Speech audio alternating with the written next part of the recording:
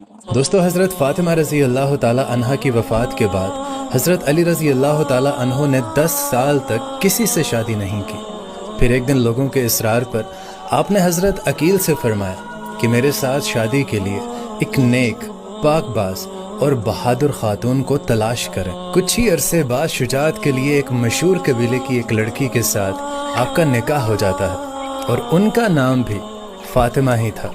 अल्लाह ताला ने अमीरुल मोमिनीन हज़रत अली रज़ी अल्लाह ताला अन्हो को उनमें से 4 बेटे अता फरमाए और चारों के चारों बेटे करबला में शहीद हुए। और उन चारों बेटों में से जो सबसे बड़ा बेटा था उनका नाम हज़रत अब्बास रज़ी अल्लाह ताला अन्हो था, जो हज़रत इमाम हुसैन के साथ करबला में शहीद हुए।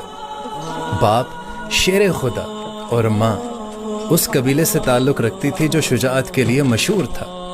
हज़रत अब्बास की विलादत 4 शाबान को 26 हिजरी में